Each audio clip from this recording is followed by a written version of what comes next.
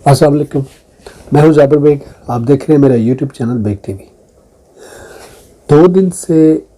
हमारी जो कौमी असम्बली के अंदर हुल्लड़बाजी हो रही है, आप सब ने अपनी ख़बरों में भी सुना होगा, आपने देखा भी होगा। ये हमारे लिए एक पाकिस्तानी की हैसियत से हमारे लिए ये डूब मरने का मकाम है। ये बहुत बड़ा एक शर्मनाक वाक़या है जिसको ये दूसरे दिन भी रिपीट किया गया। पूरी दुनिया ने इसको देखा, पूरी दुनिया के अंदर जगह हसाई हुई, लेकिन जब ये कल मामला हुआ तो इस पे ये कहा जा रहा था कि अब दोबारा शायद ये मामला कभी दोबारा ये ना हो। लेकिन बदकिस्मती से आज उसी वाक़े को, उसी हरकत को दोबारा फिर जो है वो रिपीट किया गया। ये सारा मामला डिटेल आपने सुन ली होगी ख़बरों के अंदर, लेकिन इसकी ये जो कल मार धाड़ हुई, जो गालम गलोच हुई कौमी असम्बली के अंदर, हमारे जो एक बड़ा मुक़द्दस ऐवान है जहाँ पे बैठ के मुल्क की तरक्की के लिए, कौम की तरक्की और फलाह के लिए जहाँ पे बिल पास होते हैं, कानून पास होते हैं, वहाँ पे डिबेट की जाती है, लेकिन अरसा दराज से वहाँ पे सिर्फ हुल्लड़बाजी होती है, खाना पूरी की जाती है, एक दूसरे को गालम गलोच करने के लिए वहाँ पे आया जाता है, लेकिन मुल्क और कौम के लिए कुछ भी वहाँ पे कोई भी करने के लिए नहीं आता। ये जो कल वाक़या हुआ, इसमें अगर आप तहकीक करें, पूरी डिटेल में जाएं, अगले कुछ दिनों में वो हकीकत सामने आ जाएगी, लेकिन बज़ाहिर जो देखने में लगता है वो 2 चीज़ें हैं बड़ी इम्पॉर्टेंट। एक है कि इंतहा दर्जे की बद अखलाकी तौर पर हम लोग बहुत गिर चुके हैं, और इतना गिर चुके हैं कि अब हमने अपनी जो मुक़द्दस जगह हैं, हमने उनके तक़द्दुस का ख्याल रखना भी छोड़ दिया है। हम अब ये भूल चुके हैं कि हम अगर आपस में गालम गलोच कर रहे हैं तो हम अपनी माँओं, बहनों, बेटियों को अपनी ख़वातीन के सामने ज़लील कर रहे होते हैं। अपनी जो पार्लियामेंट के अंदर, जो असम्बली के अंदर ख़वातीन थी, उनके सामने जितनी गंदी ज़ुबान इस्तेमाल हुई, गालम गलोच हुई, हर तरफ से दोनों सारी पार्टियों ने किया। ये शर्मनाक अमल है, इस अमल को नहीं होना चाहिए था, और इसके जो जितने भी लोग मुर्तकिब हुए हैं उन सब को करार वाकई सज़ा मिलनी चाहिए। अदरवाइज़ ये सिलसिला अब बहुत आगे तक जाएगा। कल जो वाक़या हुआ उसकी अगर डिटेल में देखा जाए तो ज़िम्मेदारी जो है वो मुस्लिम लीग नून के जो अरकान हैं उनके ऊपर डाली जा सकती है। इसके पीछे क्या था? इसके पीछे जो हाथ था वो किसी बहुत बड़े करप्ट आदमी का था। ये जो प्लान सारा था वो कोई ऐसा शख्स है जिसके ऊपर करप्शन के कोई इल्ज़ामात हैं, जिसने ढेरों करप्शन की हुई है, और वो बाहर बैठ के जो डोर है इन तमाम लोगों की, जिन्होंने असम्बली के अंदर ये हुल्लड़बाजी की, जिन्होंने पहल की, जिन्होंने गालम गलोच की, जिन्होंने नारेबाजी की, उनके पीछे किसी ऐसे शख्स का हाथ है कि जो नहीं चाहता कि ये हुकूमत कामयाब हो, जो नहीं चाहता कि ये पार्लियामेंट इज़्ज़त के साथ चले।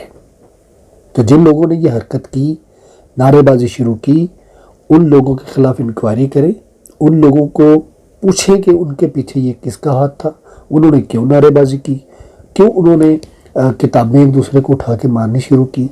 और फिर ये जो स्पीकर कौमी असम्बली हैं उनकी ज़िम्मेदारी है कि ये स्ट्रिक्टली इसकी जो है वो इन्वेस्टिगेशन करवाए। जिस बंदे ने ये पहले हरकत की उसको भी पकड़े, और जिन्होंने बाद में अगर हुकूमत के अरकान ने भी गालम गलोच किया है, गंदी ज़ुबान किया, तो उनको भी इसकी सज़ा मिलनी चाहिए। ये आज जो अभी कल का दिन गुजरा था और आज फिर वही वाक़या हुआ, वही हरकत हुई, दोबारा से वहाँ पे ईवान के अंदर बदनज़मी पैदा की गई, तो ये हमारे लिए शर्मनाक अमल है। मैं किसी एक जमात की फेवर में नहीं, लेकिन ये हकीकत है कि मुस्लिम लीग नून के जो लोग हैं उनकी तारीख़ जो है वो बहुत गंदी है। इल्ज़ामात लगाने में, गालम गलोच करने में, हुल्लड़बाजी करने में, दंगा फसाद करने में नून लीग जो है वो टॉप पे है। तो ये सारी चीज़ें इस वजह से हुई हैं कि अगर आप देखें कि नून लीग जो है उसके तमाम जो साबिक़ वज़रा हैं उन्होंने अपने अपने महकमे के अंदर ढेरों کروڑوں کی اربوں کی کرپشنز کی ہوئی ہیں، سب کے کہیں نہ کہیں کیس چل رہے ہیں، نیب کے اندر ہیں، عدالتوں کے اندر ہیں۔ تو یہ ایک تو وجہ یہ سمجھ میں آتی ہے کہ انہوں نے جو مزید آگے انویسٹیگیشنز ہونی ہیں، جو کرپشن کے کیسز کھلنے ہیں، اس کی وجہ سے بھی انہوں نے اپنا کوئی غبار نکالا ہے۔ دوسرا جو ہے کہ حکومت بڑے اچھے کام کر رہی ہے، معیشت کو انہوں نے اکانومی کو بڑا سٹرونگ اور سٹیبل کر دیا ہے، یہ چیزیں ان سے ہضم نہیں ہو رہی۔ حکومت نے بڑے بڑے مسائل کا سامنا کیا، بہت بڑے بڑے چیلنجز کو انہوں نے بڑے اچھے طریقے سے ڈیل کیا، کنٹرول کیا۔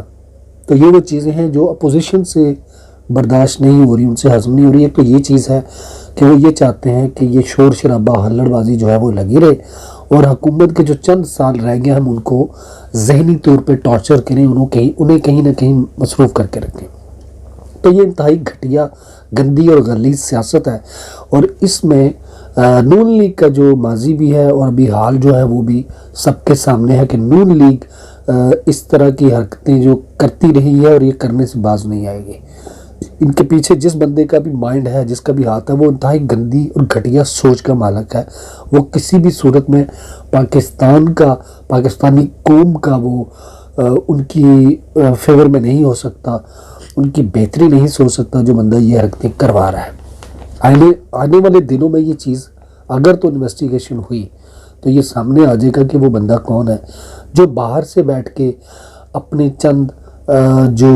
لوگ ہیں جو اس کے ہاتھ میں ہیں، ان کے ذریعے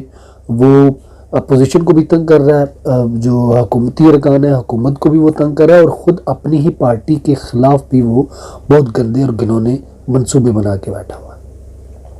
دوسری طرف احسن اقبال، اس نے پچھلے ہفتے ایک بڑا گندا اور گھٹیا ٹویٹ کیا، اور اس نے کہا کہ پاکستان کی جو اوورسیز جو پاکستانی ہیں انہیں سیاست کا کوئی پتہ نہیں۔ تو اگر اسی احسن اقبال کے آپ بیانات سنیں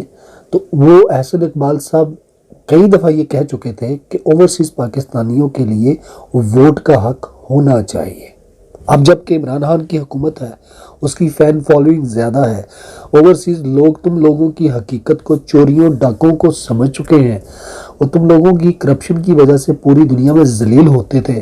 انہیں عزت اور عزت جو ان کو ملتی نہیں تھی، انہیں ذلت اور حقارت کی نگاہ سے آپ لوگوں کی وجہ سے دیکھا جاتا، آپ لوگوں کی گھٹیا حرکتوں کی وجہ سے دیکھا جاتا تھا۔ آج انہیں لوگوں کو پوری دنیا میں عزت مل گئی ہے، پوری دنیا میں ان کو رسپیکٹ دی جاتی ہے، انہیں عزت اور قدر کی نگاہ سے دیکھا جاتا ہے، ان کی ویلیو جو ہے وہ بڑھنی شروع ہو گئی ہے۔ اب آپ کو وہ بہت برے لگنے شروع ہو گئے، آپ اپنے قول و فعل کے بہت خلاف ہیں، آپ کے جو قول و فعل ہے اس میں تضاد ہے، آپ اپنی ہی کہی ہوئی باتوں کے الٹ چلے جاتے ہیں۔ جو بات آپ کی فیور میں ہے تب تک تو ٹھیک ہے، جب وہی بات آپ کے خلاف جا رہی ہے تو وہ ٹھیک نہیں ہے۔ تو احسن اقبال صاحب، آپ جیسے اور دیگر بھی جو وزراء ہیں وہ سب جانتے ہیں کہ اگر الیکٹرانک ووٹنگ آ گئی تو آپ لوگوں نے اپنے اپنے حلقوں میں، اپنے اپنے علاقوں میں جو بوگس ووٹ رجسٹرڈ کروائے ہوئے ہیں، جو ہزاروں کی تعداد میں لوگ جو ووٹ آپ کو ویسے ہی پڑ جاتے ہیں، وہ ووٹ آپ سے چھن جائیں گے، وہ 2 نمبریاں آپ کی ختم ہو جائیں گی، وہ ہزاروں کی تعداد میں جو ووٹ آپ کے کھاتے میں آ جاتے ہیں وہ اب نہیں آئیں گے۔ اس لیے آپ کو یہ ڈر ہے کہ الیکٹرانک ووٹنگ وہ بھی ہمیں مارے گی، اور جو اوورسیز پاکستانی ہیں ان کے سارے ووٹ جو ہیں وہ بھی عمران خان کو ہی پڑنے ہیں، کیونکہ لوگوں کو شعور آ جاتا ہے، باہر جب وہ جاتے ہیں وہ اپنے آپ کو دیکھتے ہیں، اپنی ویلیو قدر دیکھتے ہیں، تو ان کو پتہ چلتا ہے کہ ہمارے جو کرپٹ سیاستدان تھے وہ اس ملک کو کتنا بلو دا بیلٹ لے گئے ہیں۔ اس لیے جب کبھی بھی بولیں تو سوچ کے بولیں کہ آپ کیا کہہ رہے ہیں۔ اب تک کے لیے اتنا ہے، اللہ حافظ۔